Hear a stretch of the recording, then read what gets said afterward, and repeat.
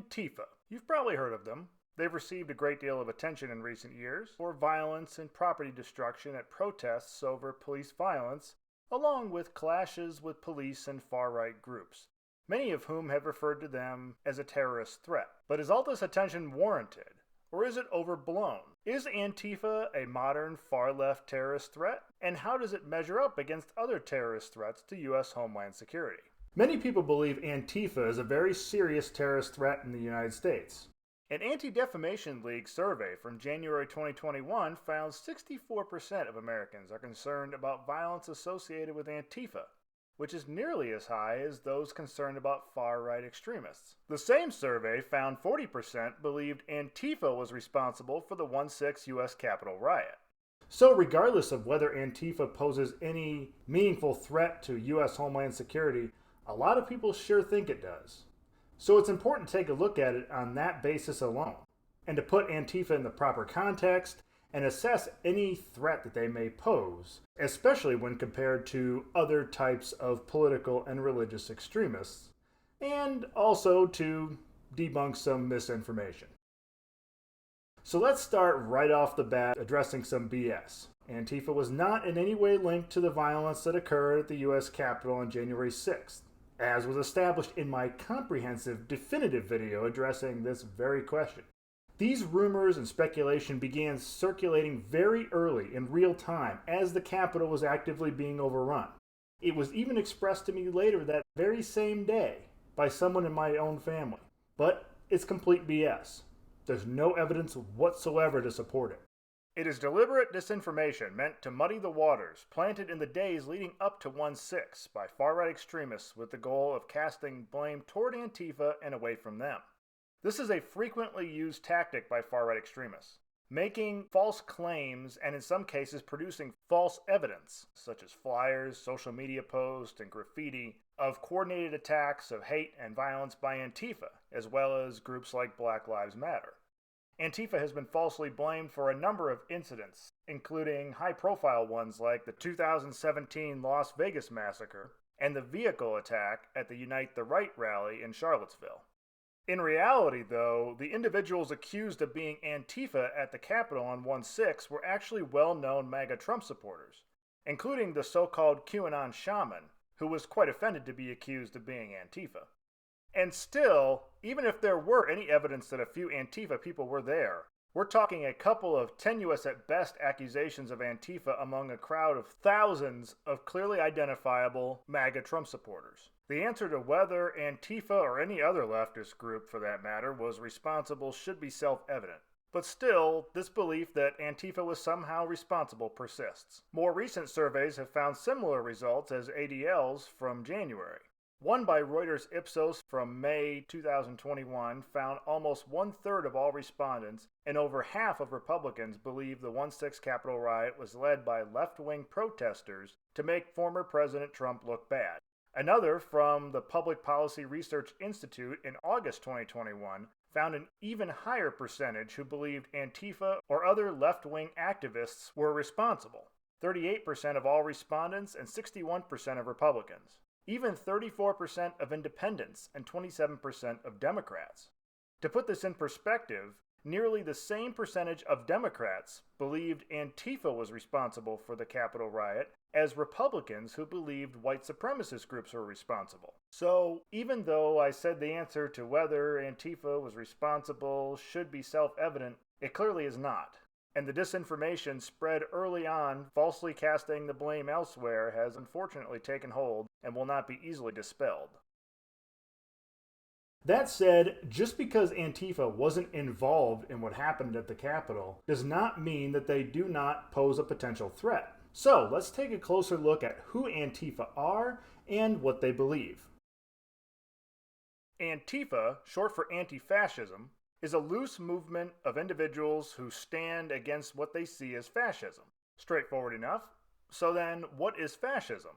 Much like terrorism, fascism is a term that gets thrown around a lot. So let's look at some of the key elements of fascism. Fascism is a political movement or ideology that values national and race identity above all else and aims to impose the singular will of that identity through any means necessary, including violence, to obtain absolute oppressive control over the people, typically through unity around a single dictatorial leader. Fascism rejects social welfare, equality, democracy, facts, anything that threatens to get in the way of what they refer to as racial hygiene, or racial purity and separation. So then the goals of anti-fascists are standing up against those aiming to advance this fascist ideology.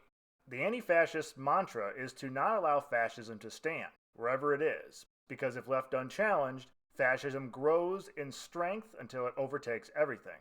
As support for their ideology and their controversial actions, they point to Nazi Germany, arguing that Nazis would not have come to power in Germany in the 1930s if regular people had stood up against them more aggressively, including resisting with force when necessary.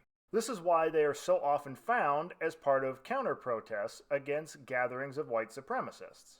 Essentially, they are one of the counterbalancing forces that has risen in response to the massive growth of white nationalist extremism in the US in recent years. Now, let's look specifically at whether Antifa is responsible for violence. And the answer depends on what we're specifically referring to, so let's break it down a little bit. While the vast majority of Antifa's activities are non-violent, Antifa has certainly expressed and demonstrated a willingness to use violence.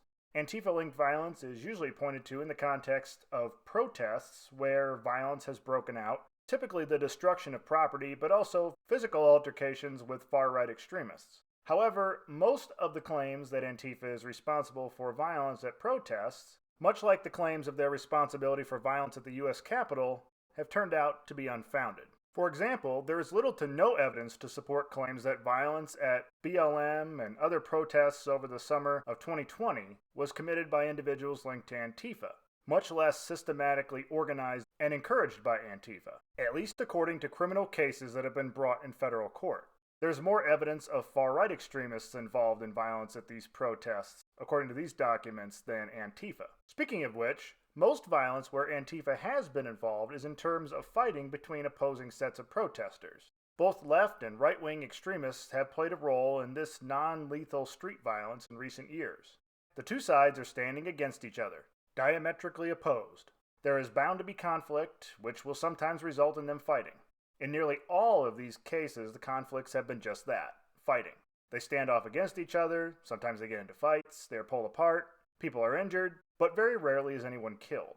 Now, who starts this fighting is also important. The responsibility for the violence lies predominantly with those who started it to begin with, not those who are defending themselves. And of course, regardless of their ideology, anyone who commits acts of violence against others or destroys other people's property should be held fully accountable. That said, whether any Antifa members have engaged in violence is only one component of assessing the overall potential terrorist threat they may pose. For the sake of argument, let's assume Antifa is indeed some type of terrorist threat, as many have asserted. The question would then become, how big of a threat does Antifa pose? Does Antifa rise to a high enough level of concern where they should be considered a top-tier terrorist threat in the U.S.? Well, one key way of assessing this is to look at casualties from violence by Antifa compared with other political and religious extremists. There was one incident in August 2020 of an Antifa extremist shooting and killing a far-right extremist following a confrontation between the two men at a protest-counter-protest standoff in Portland, Oregon, who was then subsequently killed himself a few days later by police while they were executing an arrest warrant. And that's it. One death and one incident, and under questionable circumstances. In the same year, 2020, far-right extremists were responsible for 16 deaths, and this was down dramatically from previous years. Looking back further, the true nature of the comparative threat becomes clearer. Far-right extremists have been responsible for the most deaths at the hands of extremists in the U.S. since 9/11, and certainly within the last 5 years. So in terms of casualties, there's no comparison. It's not even close. But what about other far-left extremists? Have they been responsible for any deaths? Well, there are a few incidents of far-left extremist homicides that have claimed over 15 victims since 2016. But these came at the hands of black nationalists, not Antifa. Even when Antifa is compared with environmental and animal rights extremists, another far-left movement that has targeted property but has not been responsible for human casualties, The threat posed by Antifa does not measure up. With environmental and animal rights extremists, there is an extensive record of hundreds of bombings and arsons against property over the course of 2 decades. Antifa doesn't come anywhere close to being on this same level. You can check out my video discussing other far-left extremists through the link on the screen and in the description below. Former Department of Homeland Security domestic terrorism analyst Daryl Johnson plainly stated the comparative threat between environmental and animal rights extremists and far-right extremists, the principle of which is relevant here to the comparison with Antifa as well. I still believe they are a threat, but if I had to choose who was the greater threat, I would obviously go with the ones who were killing people. The true terrorist threat to the U.S. has been routinely downplayed for over a decade. To say that the same level of violence or the same potential terrorist threat is stemming from both far-left and far-right extremists is a false equivalence, elevating an identifiable far-left extremist group to promote a both sides narrative in an attempt to distract from and to minimize the very real threat posed by far-right extremists. It's important to recognize these false equivalencies and both sides arguments for what they are when they're presented.